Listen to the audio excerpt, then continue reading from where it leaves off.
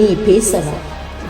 பூவையாய் மலர்ந்தவள் பெண்ணே நீ பேசவா? பூவையே நீ எழுந்து பெண்ணே நீ பேசவா? புதுமைகள் பேசிட அமைந்திட்ட களமிது. பெண்ணே நீ பேசவா? நெஞ்சத்தில் உள்ளதை நேர்கொண்ட எண்ணத்தை அஞ்சாது முன்னின்று பெண்ணே நீ பேசவா? அன்னையாய் தந்தையாய் அகில உலகம் போற்றிடும் தாயவள் பெண்ணே நீ பேசவா? பெண்ணே நீ பேசவா? மலை முகட்டில் ஊற்றெடுக்கும் அருவி போல, மண் பிளந்து முளை தள்ளும் விதைகள் போல என் கவிதை இனியது, என் கவிதை அழகானது. சூளை நெருப்புக்குள் சுதந்திரமாய் முகை அவிழ்ந்து ஏழை இதயங்களை அரவணைத்த என் கவிதை கோழைகளை குறிவைக்கும் அடிமை கொள்ள நினைப்பவர்க்கு எதிராய் என் கவிதை ஆர்த்து எழும். விடியலுக்காய் என் கவிதை வீணையென இசை சுரக்கும். மண் விடிய வேண்டும் என மனதில் நினைத்தபடி மரணிக்கும் தியாகிகளை என் கவிதை அஞ்சலிக்கும். வீட்டின் முன் நின்ற மேனை ஏற்றுக்கொள் என்று சொல்லி என் கவிதை இறக்காது. தென்றலோடு கைகோர்க்கும், தேடி வரும் புயலோடு போர் தொடுக்கும். திருமதியர் முகம் கண்டால் சீரியலும் என் கவிதை. இனிய பல இலட்சியங்கள் ஏந்தி நிற்கும் என் கவிதை. வேஷமிடுவோரை வெடிகுண்டாய் சிதைக்கும். எண்ணற்ற இடர் வந்து என் முன்னால் குவிந்தாலும் என் கவிதை நிமிர்ந்து நிற்கும். இது ஆதிலட்சுமி சிவகுமார் அவர்களின் அழகான கவிதை வரிகள். இந்த கவிதை வரிகள் அவரது இயல்புகளை அப்படியே படம் பிடித்து காட்டுகின்றன. இன்றைய பெண்ணே நீ பேசவா நிகழ்ச்சியில் எமது தாய் மண் தந்த தங்க பெண்ணாக, மூத்த படைப்பாளியாக திருமதி ஆதிலட்சுமி சிவகுமார் அவர்களுடன் STS தொலைக்காட்சி அன்புறவுகளை சந்திப்பதில் மிகுந்த மகிழ்ச்சி அடைகின்றேன். அனைவருக்கும் அன்பு வணக்கம். 40 வருடங்களுக்கு மேலாக ஈழத்து கலை இலக்கிய உலகில் திருமதி ஆதிலட்சுமி சிவகுமார் அவர்கள் சிறுகதை, நாவல், கவிதை, புலிகளின் குரல் வானொலி ஒலிபரப்புகள், இசை பாடல்கள், நாடகங்கள் என வெற்றிகரமாக தன்னுடைய பெயரை பல கிளைப்பட நிலைநிறுத்தி கொண்டவர். இவரது புனைப்பெயராக கண்ணம்மா என்ற பெயரையும் பாவித்திருக்கின்றார். இவரது படைப்பு வெளியில் புயலை எதிர்க்கும் பூக்கள், மனிதர்கள், பொன்பண்டு, புள்ளிகள் கரைந்த பொழுது, என் கவிதை, ஒற்றை வானமும் ஒரு பறவையும் என இவரது படைப்பு வெளி பரந்து காணப்படுகின்றது. குறிப்பாக புள்ளிகள் கரைந்த பொழுது என்ற நூல் இறுதி உச்சக்கட்ட போரின் போது அந்த போரினுள் வாழ்ந்தபடியே அதை ஆவணப்படுத்திய ஒரு பதிவாக விமர்சகர்களால் எடுத்து நோக்கப்படுகின்றது. இவர் தமிழே மூச்சென வாழ்ந்த இலங்கை தமிழரசு கட்சியின் மூத்த உறுப்பினரான பண்டிதர் நாவண்ணா இராசையா அவர்களின் அன்பு மகள் இரா சம்பந்தன் அவர்களது அன்பு சகோதரி. இவரது படைப்பு குரல் ஆரம்பத்தில் பெண்களின் ஒடுக்குமுறைக்கு எதிராக எழுந்தது. பின்னர் அது சமூக விடுதலை, இன விடுதலை நோக்கி ஒரு பெரிய குரலாக ஒலித்துக் கொண்டிருப்பதை எங்களில் பெரும்பாலானோர் அறிந்திருக்கின்றோம். இவரது எழுத்தும் வாழ்வும் சொல்லும் செயலும் மாறாதபடி வாழ்கின்ற தன்மை பலராலும் வியந்து போற்றப்படுவது. இவர் தற்போது சுவிஸில் வாழ்ந்து வருகின்றார். சிறுவர் விளையாட்டுக்குழு மேலாளராக பணியாற்றுகின்றார். எமது வாழ்வை, பண்பாட்டை, எமது உணர்வுகளை அடுத்த சந்ததிக்கு கடத்திவிட வேண்டும் என்ற துடிப்போடு இன்றும் தொடர்ச்சியாக எழுதி கொண்டிருக்கின்ற எங்கள் மூத்த பெண் படைப்பாளர் திருமதி ஆதிலட்சுமி சிவகுமார் அவர்களை மிகுந்த சந்தோஷத்தோடு எங்களுடைய நிகழ்ச்சிக்குள் வரவேற்றுக் கொள்கின்றேன்.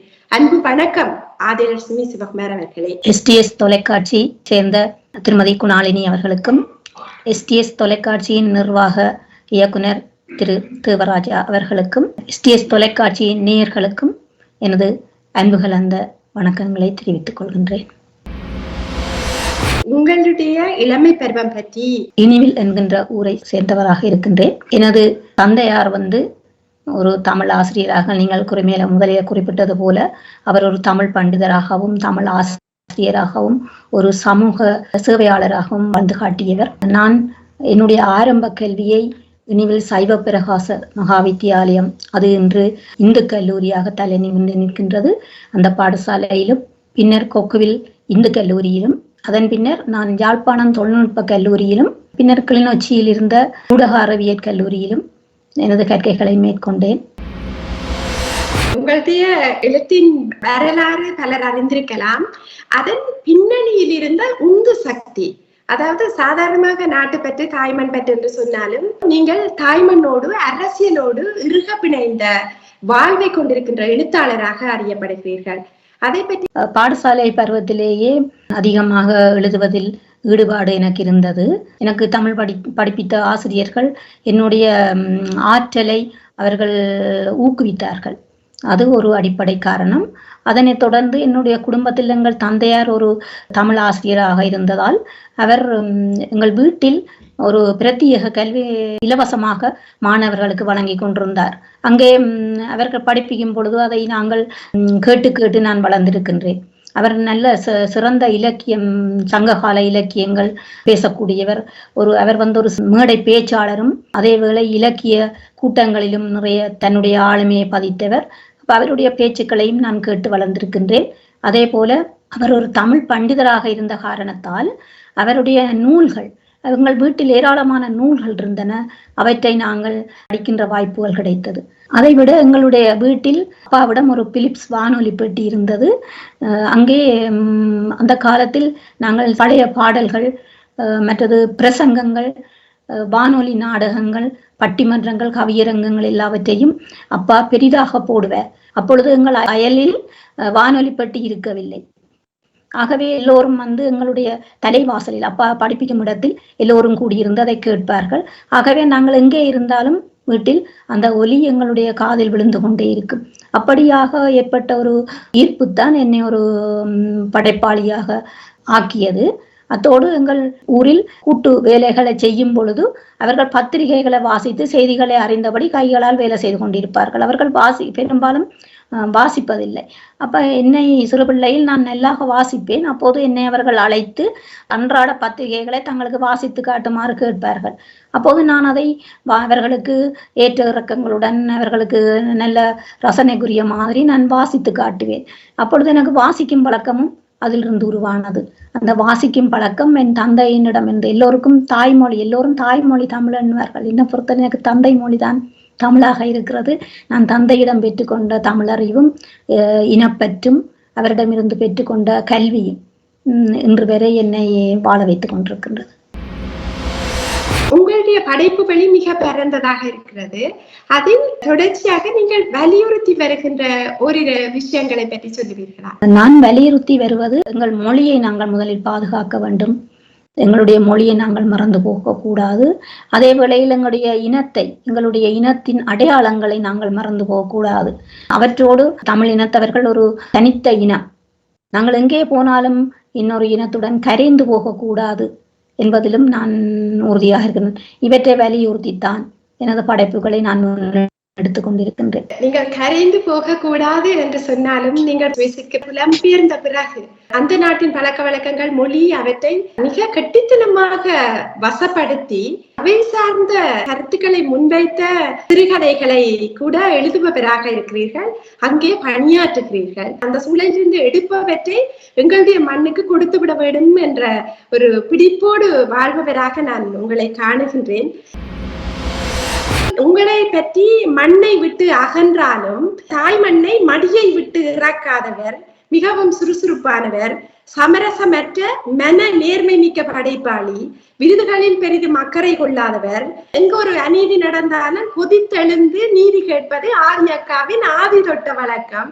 அப்படியாக எல்லாம் நான் அறிந்திருக்கின்றேன். புகழுரைகளை பற்றி உங்களுடைய கருத்துக்கள் என்ன? இதில் நான் சில விடயங்களை உங்களுக்கு சொல்ல வேண்டும் என்று விரும்புகிறேன். வானொலி துறையில் நான் பணியாற்ற வந்தேன். அதற்கு முன்பாக நான் இலங்கை வானொலியில் நிறைய ஆக்கங்களை எழுதியிருக்கின்றேன்.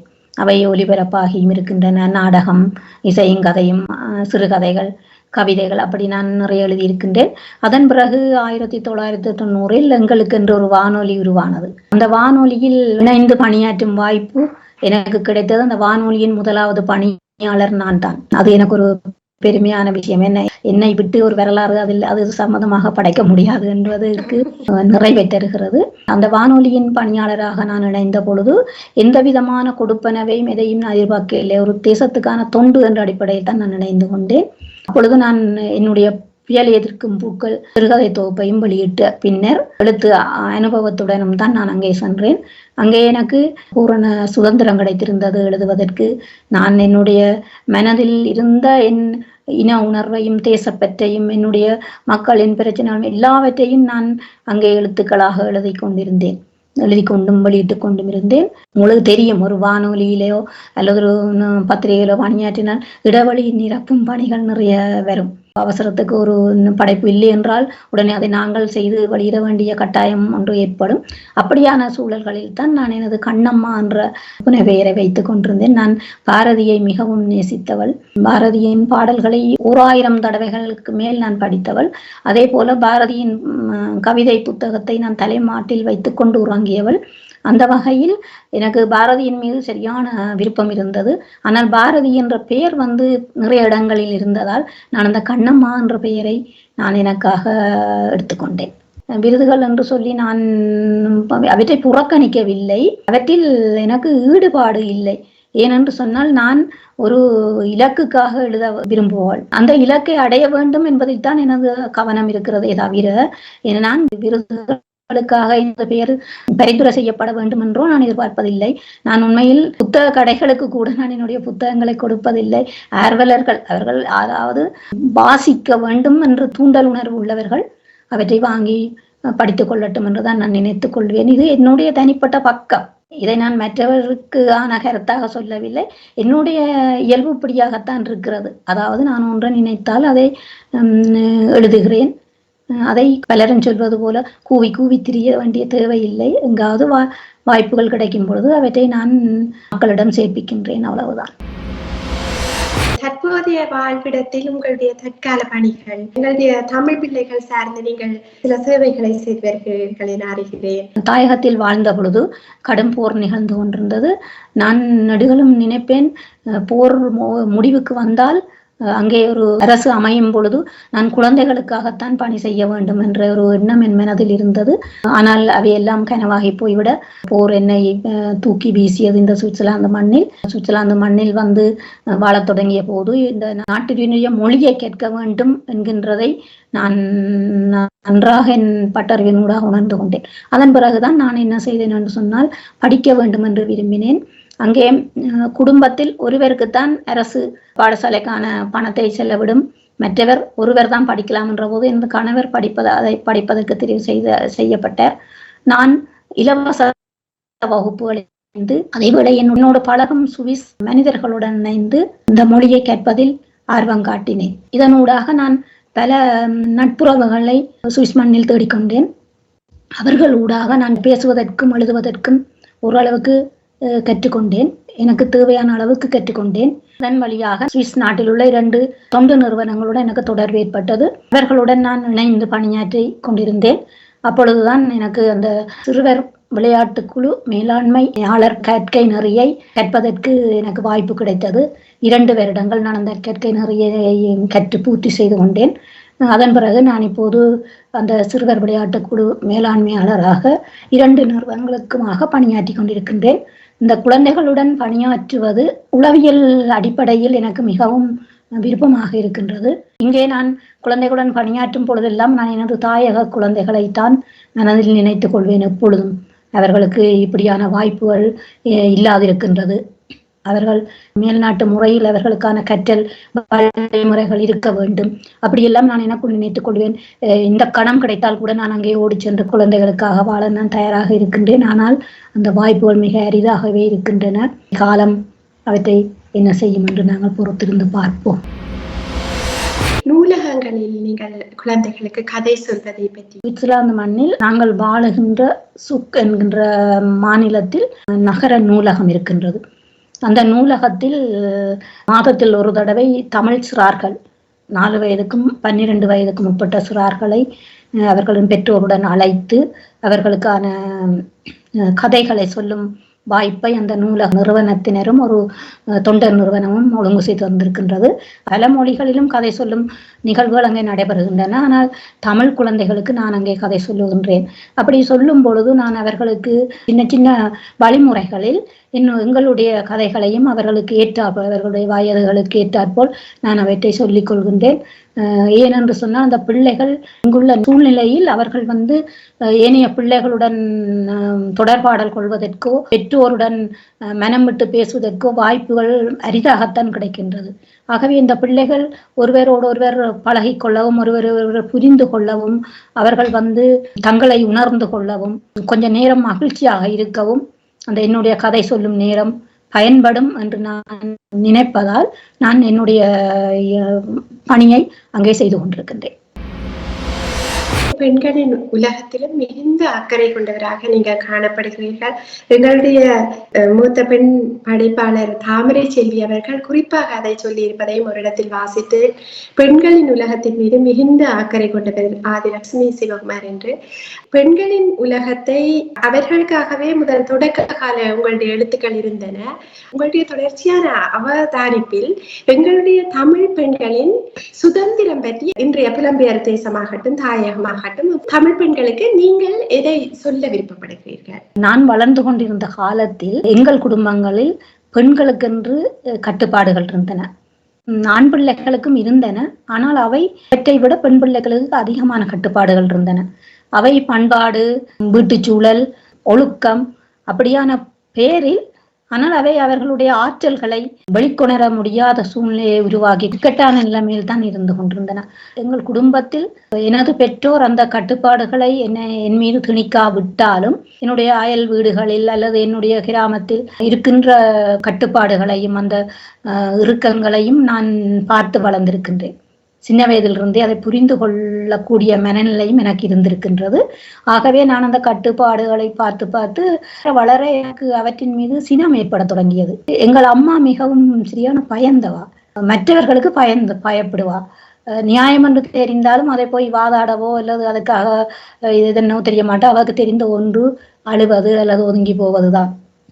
ஆகவே நான் அம்மாவுக்காகவும் மிகவும் பரிதாபப்பட்டு கொண்டு அதே வேளையில் பெண்களோடு கதைக்கும் வாய்ப்புகள் இருந்தது. பத்திரிகைகளில் பெண்களுக்கு மீதான கொடுமைகள், வன்கொடுமைகள் பற்றிய செய்திகளை நான் முதலே உங்களுக்கு சொல்லி இருக்கிறேன் தான், செய்திகள் வாசிப்பேன் என்று சொல்லி. அப்படி செய்திகள் வாசிக்கும் போது அந்த பத்திரிகைகளில் தொடராக அந்த கதைகள் வந்து கொண்டிருக்கும் ஒவ்வொரு நாளும். அந்த வழக்கு விசாரணைகள் அதையெல்லாம் நான் வாசிக்கும் பொழுது ஏன் இப்படி நடக்கிறது பெண்களுக்கு என்று சொல்லி கேள்வி எனக்குள்ளே எழுந்தது. அந்த கேள்வியின் உந்துதலாகத்தான் ஓரளவுக்காவது இந்த கட்டுடைப்பை உடைத்து காட்ட வேண்டும் என்று நாங்கள் உண்மையில் காதலிப்பதற்கு கூட அங்கே அனுமதி இல்லை. என்னுடைய மாமியார் என்னுடைய கணவர் காலத்தில் தாலியை கட்டும் பொழுதுதான் அவர் முகத்தையே பார்த்திருக்கின்றார்.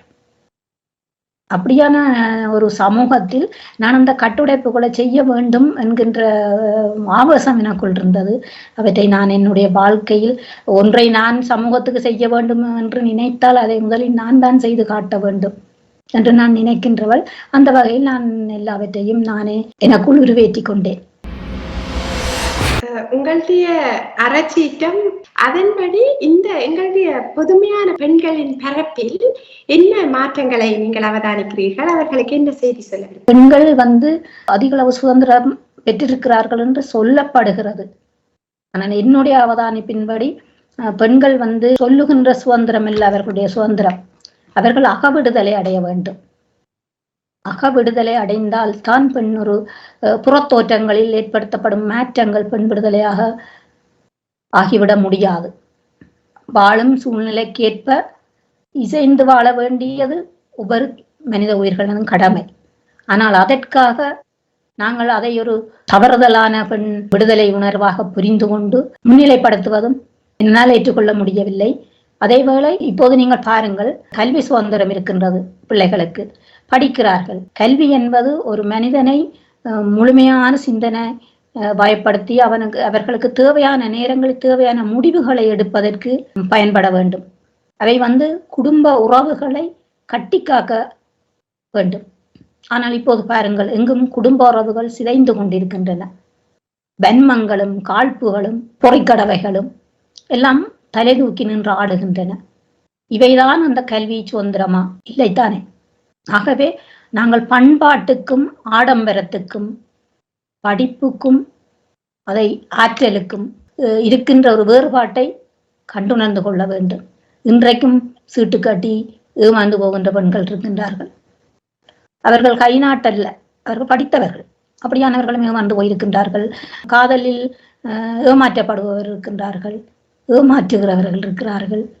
இப்படியெல்லாம் சமூக சீரழிவுகள் இருந்து கொண்டுதான் இருக்கின்றன. இவை எல்லாம் மேலெடும் போது பெண்கள் முழுமையான சுதந்திரம் அடைந்தவர்களாக இருக்கின்றார்கள் என்று என்னால் சொல்ல முடியாது. ஆனால் ஒரு வீர யுகம், ஒரு பெண் விடுதலைக்கான ஒரு யுகம் எங்கள் மண்ணில் இருந்தது. அது ஒரு வெற்றிடமாக இருக்கின்றது என்றுதான் நான் நினைக்கின்றேன். சமூகம் சார்ந்து எங்களுடைய தமிழ் சமூகத்தில் நிகழத்தக்க நல்ல மாற்றங்களாக ஏதாவது நினைக்கிறீர்களா? புலம்பெயர் சமூகத்தில் நிச்சயமாக அவர்கள் நல்ல மாற்றங்கள் என்று சொல்லும் பொழுது, அவர்கள் ஒரு காலத்தில் பூதும் பெண்களுக்கு படிப்பதற்கு என்று கேட்ட காலம் எல்லாம் இருக்கிறது. ஆனால் இன்று பெண்களுக்கு கல்வி சுதந்திரம் இருக்கின்றது, பொருளாதார சுதந்திரம் இருக்கின்றது. முன்னர் தந்தையோ அல்லது துணைவனோ அல்லது மகனோ தான் ஒரு பெண்ணின் முடிவுகளில் தாக்கம் செலுத்தி கொண்டிருக்கின்றார். இன்று பெண்கள் தங்களை விடுவித்துக் கொண்டு ஒரு ஆளுமைகளை வெளிப்படுத்தி கொண்டிருக்கின்ற வாய்ப்புகள் கிடைத்திருக்கின்றன. உண்மையில் இது ஒப்பீட்டு அளவில் மிக குறைவு என்றுதான் நான் சொல்லுவேன். திருக்குறள் இருக்குத்தானே, கற்றதன்படி ஒழுகாவிட்டால் அந்த கல்வியால் எந்த பிரயோசனமும் இருக்க போவதில்லை. இதைத்தான் நான் வலியுறுத்த விரும்புகிறேன்.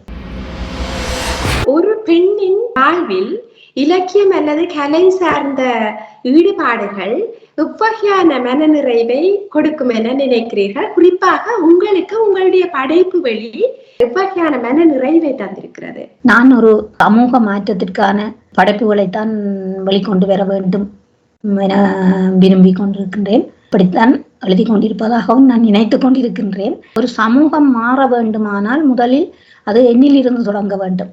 நான் என்னிலிருந்து தான் அதனை ஆரம்பித்தேன். இந்த எழுத்துக்களின் ஊடாக வெறுமனே நாங்கள் எங்களுடைய சுற்றுப்புறங்களில் காணுகின்ற பிரச்சனைகளை மட்டும் எழுதிவிட்டால் போதாது, அவற்றுக்கான தீர்வுகளை நாங்கள் முன்வைக்க வேண்டும். அல்லது வாசகர்கள் அவற்றை உள்வாங்கி அவர்களாகவே ஒரு தீர்மானத்துக்கு வரக்கூடிய வகையில் அந்த படைப்புகள் அமைய வேண்டும். அந்த வகையில் நான் அதாவது கவிதைகள் ஊடாக என்றாலும் சரி, கதைகள் ஊடாக என்றாலும் சரி, நாவலின் ஊடாக என்றாலும் சரி, நான் அதற்கு ஒரு தீர்வுகளை சொல்லி கொண்டுதான் போகின்றேன். அல்லது நான் அவர்களை தீர்வுக்கான ஒரு வழியில் நடத்தி கொண்டுதான் போகின்றேன் என்றுதான் நான் நினைக்கின்றேன்.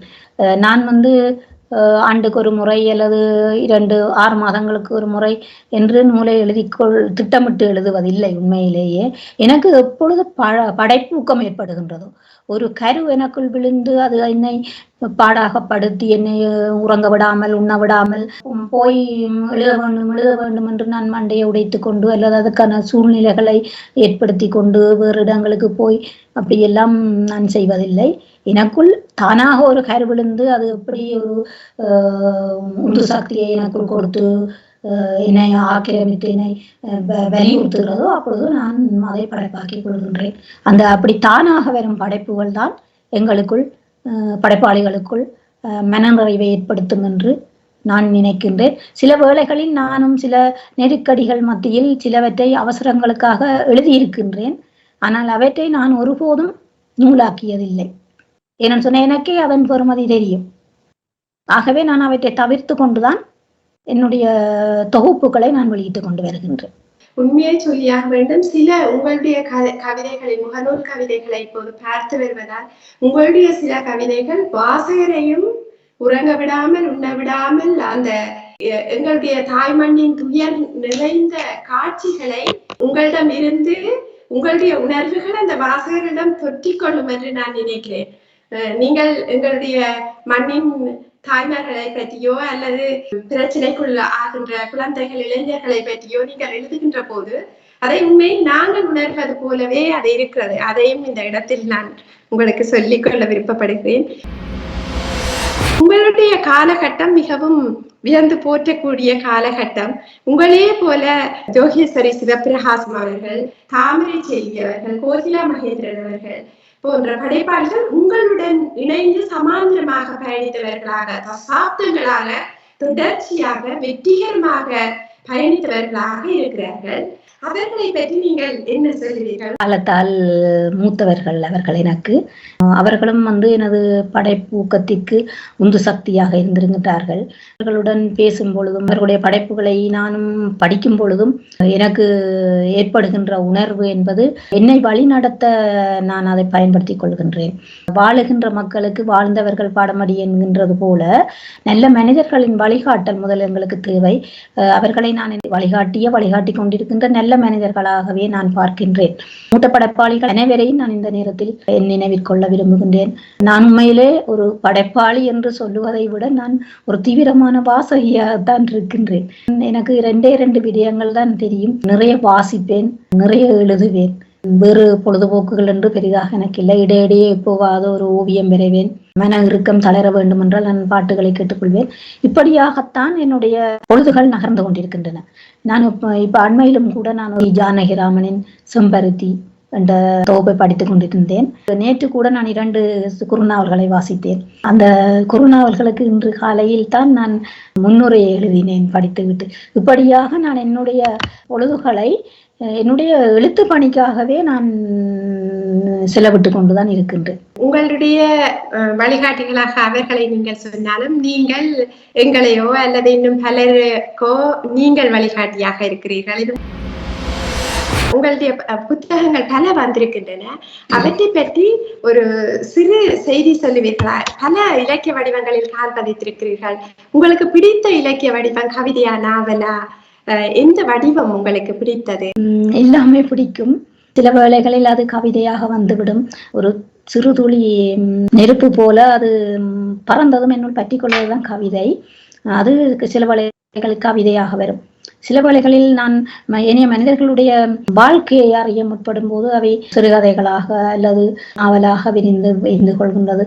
என்னுடைய புள்ளிகள் கரைந்த பொழுது அது எழுத வேண்டிய ஒரு கடப்பாடு எனக்கு இருந்தது. ஏனென்று சொன்னால் 2009 எங்களுடைய விடுதலை போராட்டம் அமைதியடைந்த பின் அது குறித்த பல்வேறு விதமான கருத்துகள் முன்வைக்கப்பட்டு கொண்டிருந்தன. சந்தர்ப்பவாதங்களும் காழ்ப்புணர்வுகளும் பழிவாங்கல்களும் திட்டமிட்ட செய்தி மறுப்புகளும் இப்படியாக எவ்வளவோ நடந்து கொண்டிருந்தன. அப்பொழுது நான் நினைத்தேன், அந்த போருக்குள் வாழ்ந்த ஒரு மனுஷியாக நான் அந்த போரின் உண்மையை மக்களுக்கு வெளியே கொண்டு வர வேண்டும். அது என்னுடைய வரலாற்று கடமை. மழை போல பொழியும் குண்டுகளுக்குள் நின்று நான் உயிர் தப்பி வந்திருக்கின்றேன் என்று சொன்னால் அதற்கு ஒரு கடமையை நான் செய்ய வேண்டும். ஆதியக்கா உயிர் தப்பி இருக்கிறா, ஆனவடியால் நாங்கள் இறந்தாலும் பரவாயில்லை, எங்களுக்கு ஒரு வரலாறு இருக்கும் என்று எனக்கு முன்னாலேயே சொன்ன போராளிகள் இருக்கின்றார்கள். ஆகவே நான் அந்த வரலாற்று கடமையை நான் செய்ய வேண்டும் என்று சொல்லி நான் நினைக்கின்றேன். அதனால் தான் நான் என் காதில் விழுந்த, நான் படித்த, நான் கேட்ட, பார்த்த பலவிதமான விடயங்களுக்கு ஒரு பதில் சொல்லும் விதமாகத்தான் அந்த புள்ளிகள் கரைந்த பொழுது என்ற நாவலை படைத்திருந்தேன். அதிலே இன்னொருவரின் கருத்துக்களை அதிலே வைக்கவில்லை. அது என் கண் முன்னால் நடந்தவற்றை, அதை அந்த வரலாற்று உண்மையை ஒரு 100 வருடங்களோ 50 வருடங்களுக்கோ பிறகு எங்களுடைய தலைமுறை தங்களின் வேர்களை தேடும் பொழுது என்னுடைய நூலும் அவர்களுக்கு ஒரு உறுதுணையாக இருக்கும் என்ற நம்பிக்கையோடு அவர்களை நான் இலக்கு வைத்துத்தான் அந்த நூலை படைத்தேன். அதே போல அவ்வப்போது என் கண் முன்னால் நிகழ்கின்ற சின்ன சின்ன சம்பவங்கள் எனக்கு மனதில் ஒரு அதிர்வை ஏற்படுத்துகின்ற போது நான் அவற்றை உடனடியாக சிறுகதைகளாக படைத்து விடுகின்றேன். எனக்கு சிறுகதைகளும் விருப்பம், கவிதைகளும் விருப்பம். நான் நாவல் எழுதுவது கொஞ்சம் நீண்ட காலம் எடுக்கும் என்பதால் ஈடுபாடு குறைவு. ஆனாலும் நான் உங்களுக்கு ஒரு செய்தியை சொல்ல விரும்புகின்றேன். நான் ஒரு புதிய நாவலை எழுதி கொண்டிருக்கின்றேன். ஆனால் அது எப்போது முடியும் என்று சொல்ல முடியாது. நான் எழுதி கொண்டிருக்கின்றேன். மிக நல்லது. உங்களுக்கு மனப்பூர்வமான நல்வாழ்த்துக்கள். உங்களுடைய எழுத்துக்கள், உங்களுடைய குறிப்பாக உங்களுடைய நாவல் நல்லபடி வெளிவருவதற்கு. மதிப்புக்குரிய திரு பரணிதரன் அவர்களுடைய ஆதிலட்சுமி சிவகுமார் ஆளுமை சிறப்பிதழ் 2024 பங்குனி இதழாக வெளிவந்திருக்கிறது. உண்மையில் அது நீங்கள் விருதுகளை பெரும்பாலும் அக்கறைப்படுத்துவதில்லை. அப்படியும் நீங்கள் மூத்த படைப்பாளிக்குரிய தங்க விருதை பெற்றுக் கொண்டவர்.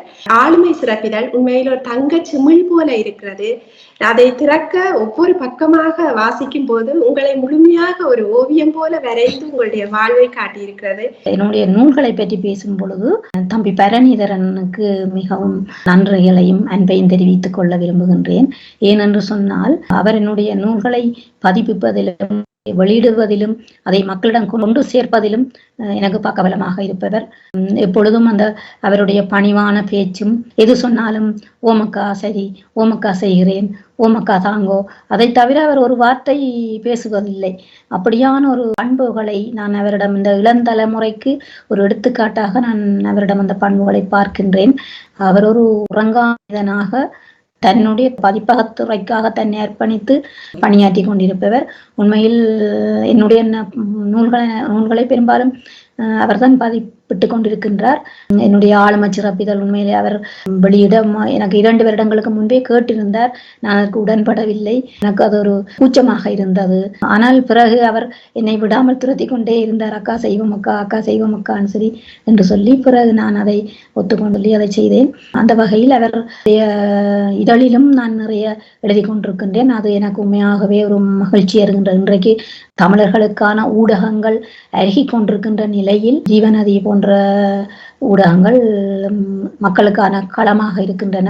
ஆகவே அந்த விதத்தில் அவருடைய இளம் வயது, மிக இளையவர், எங்களை போன்றவர்களை எல்லாம் அரவணைத்து தன்னுடைய பணியை சிறப்பாக செய்து கொண்டிருக்கின்றார் என்றால் பாராட்டுகளையும் அன்பையும் நன்றியையும் நான் STS தொலைக்காட்சி ஊடாக அவருக்கு சமர்ப்பிக்கின்றேன். பெண்ணே நீ பேசவா நிகழ்ச்சியை பற்றி உங்களுடைய கருத்து என்ன? பெண்ணே நீ பேசவா நிகழ்ச்சியின் சில அங்கங்களை கேட்டிருக்கின்றேன்.